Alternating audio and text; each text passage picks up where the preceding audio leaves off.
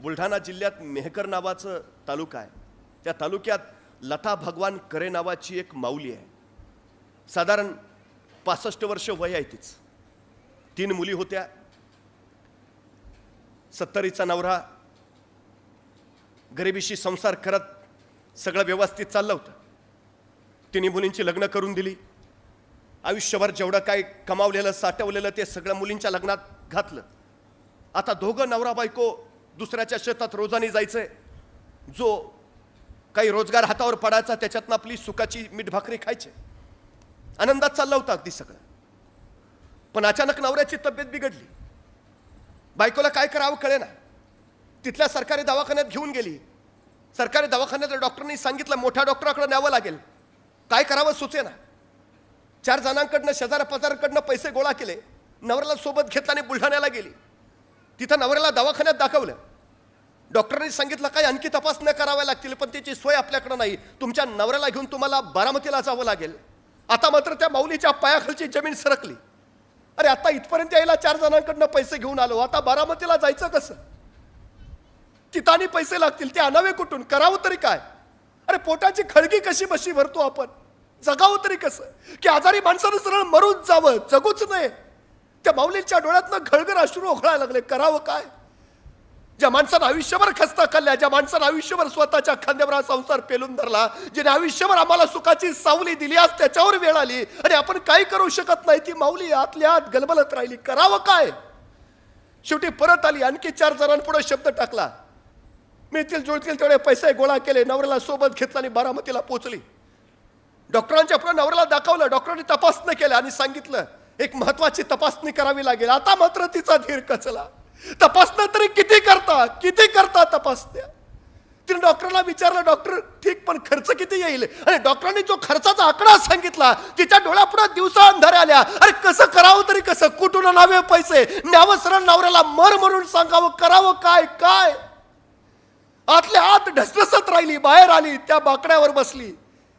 पदरानं डोळे टिपत राहिली. कसं करावं काय. काय सांगू नवऱ्याला.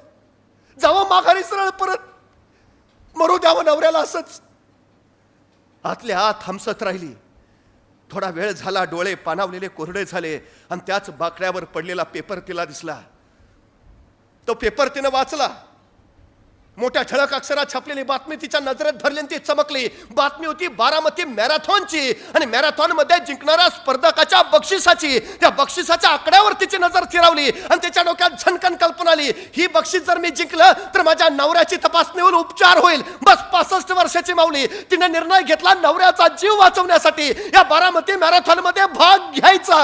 आणि ती 65 वर्षाची माऊली त्या मॅरेथॉनच्या तिथं पोहोचली.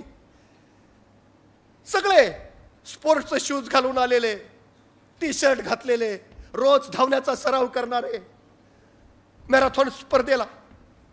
आणि त्यात ही आली होती 65 वर्षाची लता भगवान करे. नऊवारी नेसलेली, कासोटा घातलेली, अनवाणी पायाची. संयोजकांना सांगते मला स्पर्धेत भाग घ्यायचा आहे, मला पळू द्या.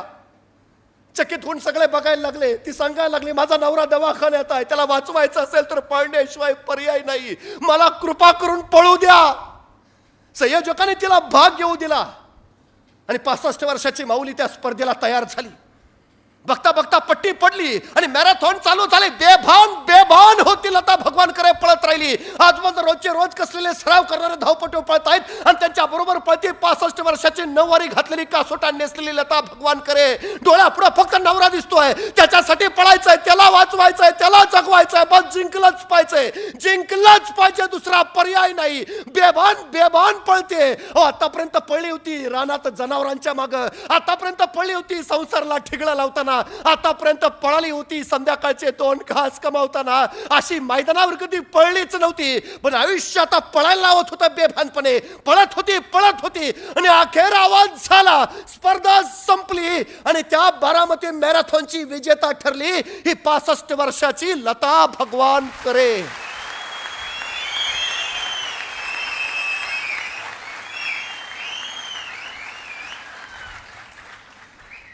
वय वर्ष 65. नऊवारी नेसलेली, कासोटा घातलेली, अनवाणी पायाची. तिच्या यशाचं कारण काय. इतर कसलेल्या धावपटूंसारखी ती वर्षभर मैदानावर सराव तर अजिबात करत नव्हती. त्या मैदानावरचे खडे टोचून आहेत म्हणून तिच्या पायात स्पोर्ट शूज सुद्धा नव्हता. साडीचा कासोटा पायात अडकून आपण पडू की काय अशी भीती सुद्धा तिला वाटली नाही. रोजच्या रोज कसलेले सराव करणाऱ्या धावपटूंच्या तुलनेत आपण टिकू शकू का हा प्रश्नही तिच्या मनात आला नाही. आपण आधी कसेच पळलो नव्हतो हेही तिला पळताना आठवलं नाही. तिला फक्त आठवत होता नवरा, तिला फक्त आठवत होता त्याचा आजार, आणि तिला फक्त आठवत होता माझा नवरा जगवायचा आहे एवढाच विचार बस. जिंकण्याची तिची तीव्रता एवढी प्रचंड होती ना, ती तीव्रताच तिला यश देऊन गेली. तुमची जिंकण्याची तीव्रता किती आहे याच्यावर तुमचं यश अवलंबून आहे. किती तीव्रतेने वाटतं तुम्हाला.